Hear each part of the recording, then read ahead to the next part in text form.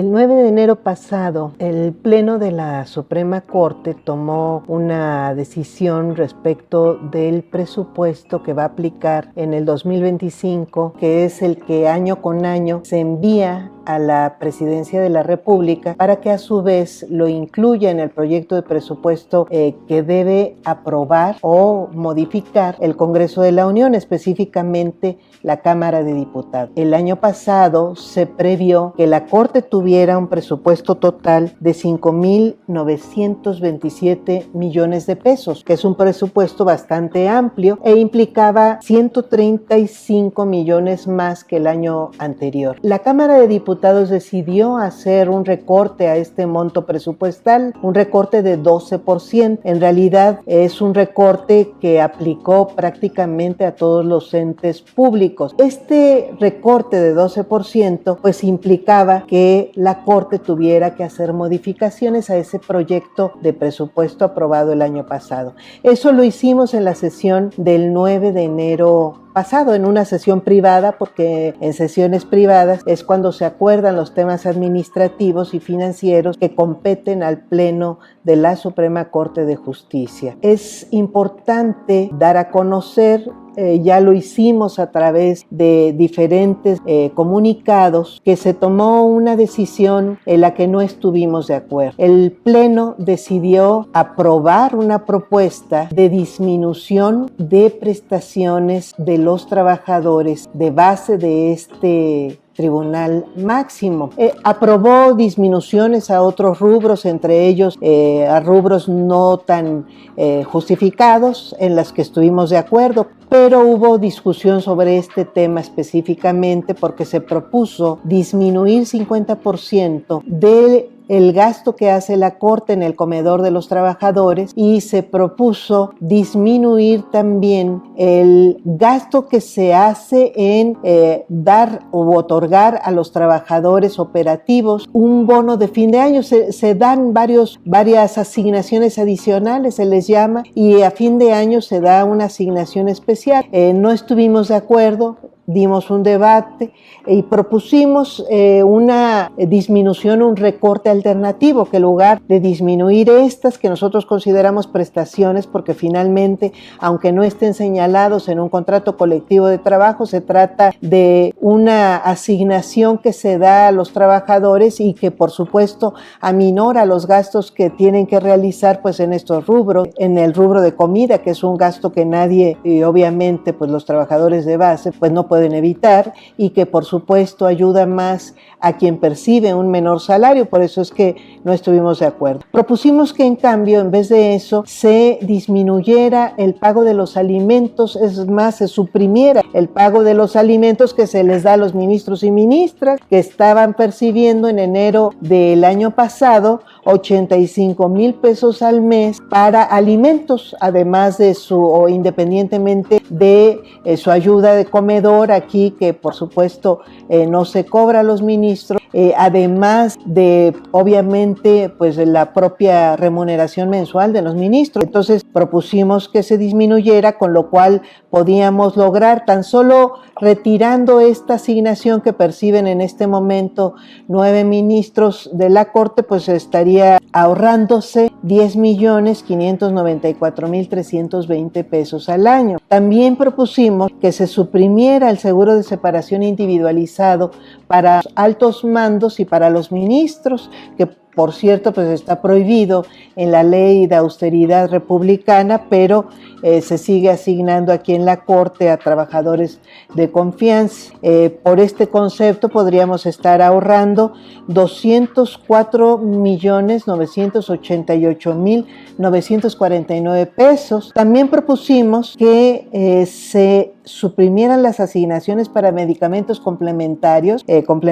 a los que se reciben con motivo del seguro de gastos médicos mayores para ministros y ministras, que asciende a 857,185 pesos. También propusimos que se suprimiera el concepto de capacitación o apoyo de capacitación y becas, con lo cual podríamos ahorrar 1 millón de pesos más, regular y transparentar vía viáticos, boletos de avión, con lo cual pues podríamos tener un ahorro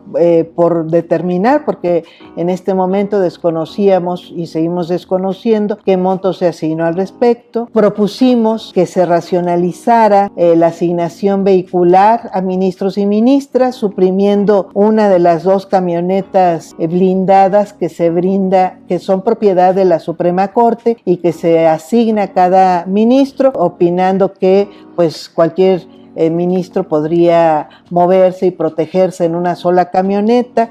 con lo cual podríamos vender por lo menos 10 camionetas blindadas que tienen un alto costo, incluso usadas en el mercado. Y finalmente propusimos suprimir 2 áreas que aquí en la Corte pues no tienen una funcionalidad dentro de las obligaciones ordinarias de este tribunal, que se denominan atención a ministros y atención a exministros, que también pues implican un gasto porque implican la movilidad de un aparato de trabajadoras y trabajadores que auxilian diversas labores extrajurisdiccionales de ministros y ministras y de exministros, con lo cual podríamos también ahorrar un monto por determinar, porque pues implican gastos de movilidad y algunos otros gastos de estos trabajadores. En vez de eso, pues se decidió votar y se aprobó pues esta disminución de las prestaciones de trabajadoras y trabajadores. En el caso del comedor se disminuyeron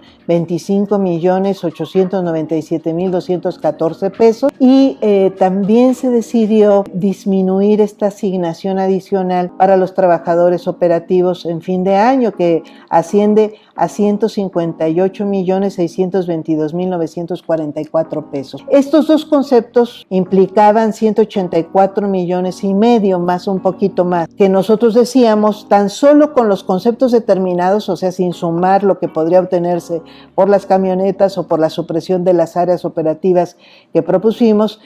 tan solo con los conceptos determinados o cuantificados que propusimos suprimir, podríamos estar ahorrando una cantidad mayor que la que está afectando prestaciones de las y los trabajadores. Por estos conceptos, que son privilegios para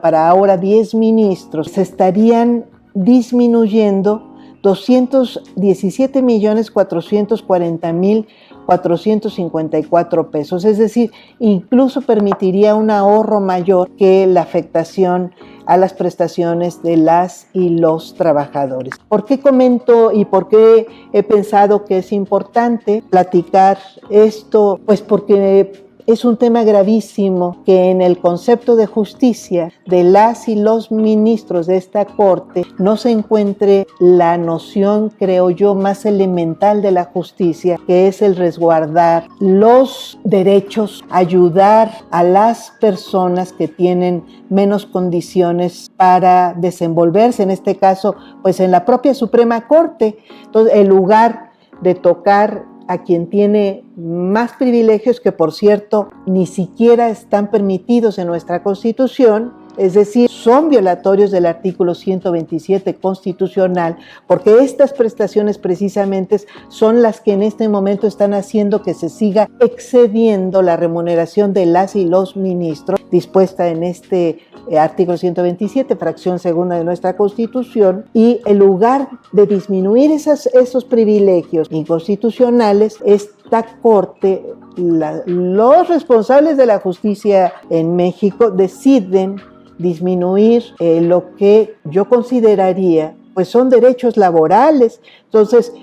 se trata de una asignación que ya tenían, de la que ya gozaban las y los trabajadores de la Corte. Ojalá se esté reparando próximamente. Ya el Consejo de la Judicatura Federal decidió revertir una medida similar que tomaron respecto de los trabajadores de juzgados y de los tribunales colegiados de circuito y de apelación, en donde también se estaban afectando a los trabajadores que menos recursos, que menos salario perciben. Bueno, ya se reparó allá. Yo esperaría que ojalá la Corte en los próximos días pueda estar modificando esta resolución, que me parece que no es un buen ejemplo de lo que esperamos, espera la ciudadanía, pero creo que podemos esperar todos de el concepto de justicia que tienen las personas juzgadoras de nuestro país.